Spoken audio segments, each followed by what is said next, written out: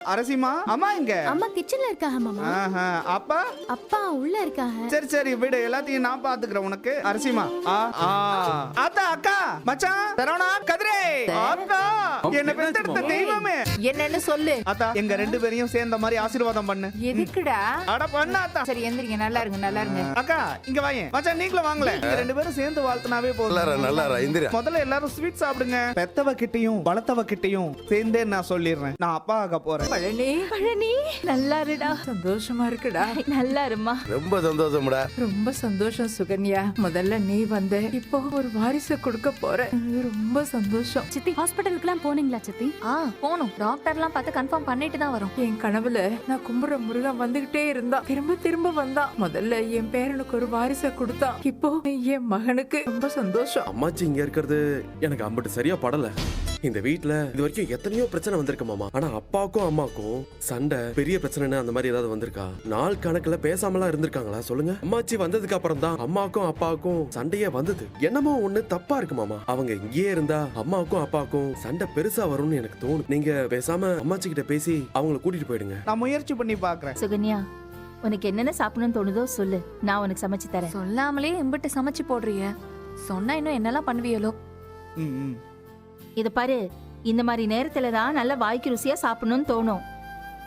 நான் 5 பிள்ளைங்கள பெத்தேன். எனக்கு சமைச்சு போடுறதுக்கு யாருமே இல்ல. நானா சமைச்சு போட்டு சாப்பிட்டுக்கிட்டேன். என்ன குத்தி காட்டுறியா? ஆட, குத்தவும் இல்ல கொடையும் இல்ல, சொன்ன அவ்வளவுதான்.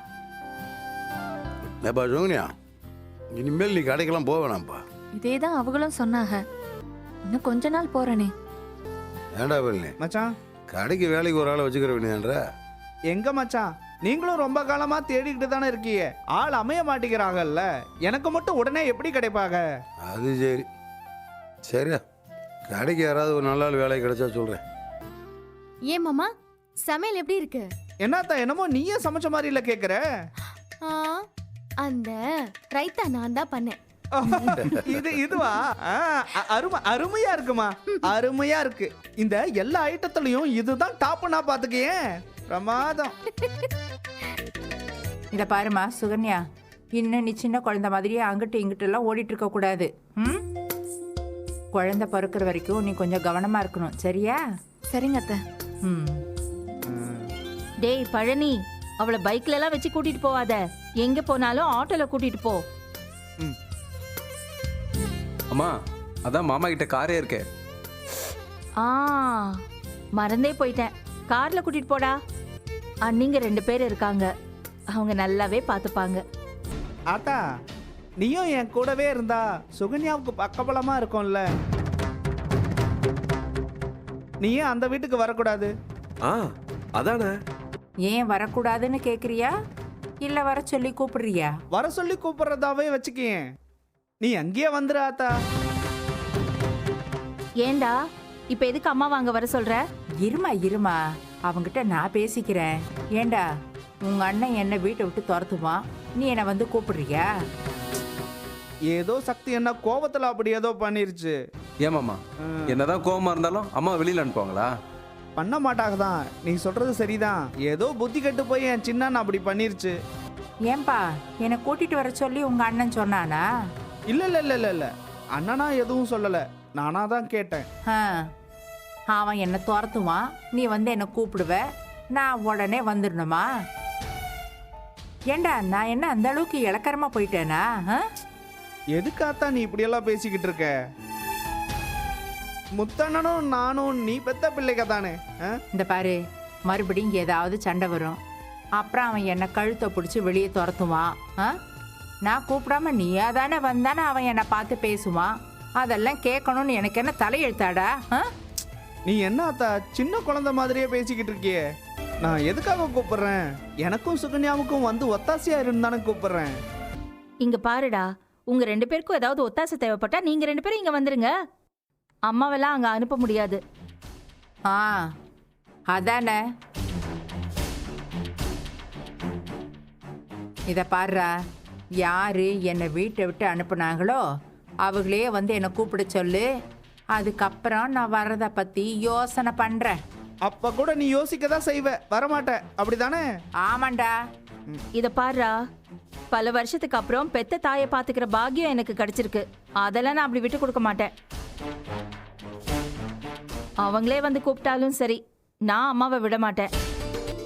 ஏத்த நீங்க நம்ம வீட்டில் சந்தோஷமா தானே இருக்கீங்க, ம் அப்புறம் என்ன இந்த பேசாம இங்கேயே இருக்க வேண்டியதானே? நீ எங்கேயும் போக வேணாம், பேசாம இங்கேயே இருங்க.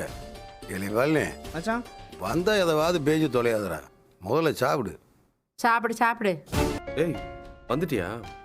சரி, இன்னைக்கு நீ சரியா படிக்கவே இல்லை. கொஞ்ச நேரம் உட்காந்து படி வா. படிக்கிறதெல்லாம் அப்புறம், அதுக்கு முன்னாடி நான் உன்கிட்ட கொஞ்சம் பேசணும். என்ன பேசணும்?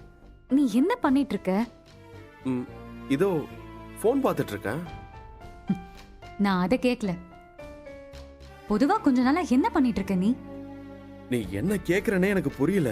கொஞ்ச நேரத்துக்கு முன்னாடி நீயும் சித்தப்பாவும் என்னமோ ரகசியம் பேசிட்டு இருந்தீங்கல்ல, என்ன பேசுனீங்க? நாங்க என்ன பேசணும்? அததான் நான் கேக்குறேன் உன்கிட்ட.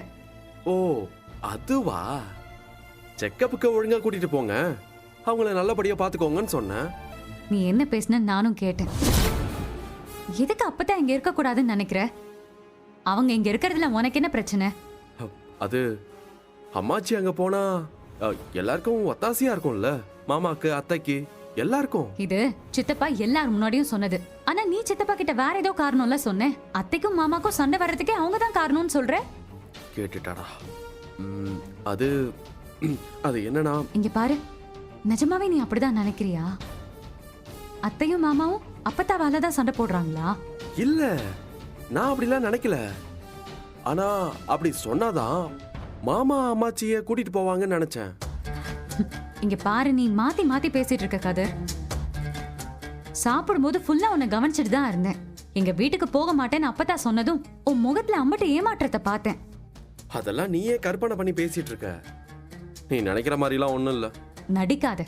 உன்னால என்கிட்ட எல்லாம் பொய் சொல்ல முடியாது. என்கிட்ட மட்டும் இல்ல, யார்கிட்டயுமே உன்னால பொய் சொல்ல முடியாது. அப்படி பொய் சொன்னா உன் கண்ணே காட்டி கொடுத்துரும். அம்மா, நீ இன்னும் போலீஸ்லாம் ஆவலமா? கண்ணை பார்த்தியே உண்மையா பொய்யான்னு கண்டுபிடிக்க போலீஸ் ஆயிட்டு அதுக்கப்புறம் இந்த மாதிரி வேலையெல்லாம் பாருங்க. பேச்ச மாத்தாத. நான் ஒன்னும் பேச்சலாம் மாத்தல. நீ தான் கண்டதையும் யோசிச்சுக்கிட்டு என்னென்னமோ பேசுற. நான் சரியாதான் யோசிக்கிறேன், நான் சரியாதான் பேசிட்டு இருக்கேன். நீ ஒரு வாரமா ஆளே சரியில்லை. நான் நல்லாதான் இருக்கேன். கதிர், இங்க பாரு, நீ இப்படியே பேசி பேசியே படிக்காம எஸ்கேப் ஆலான்னு பாக்குறியா? அப்படிலாம் இல்ல. நீ முதல்ல படி. இந்தா பேசி முடிச்சிடலான்னு சொல்றேன் நானு.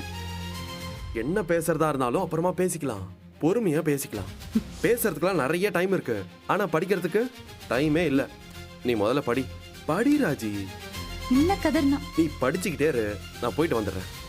2 நிமிஷம் நீ படி.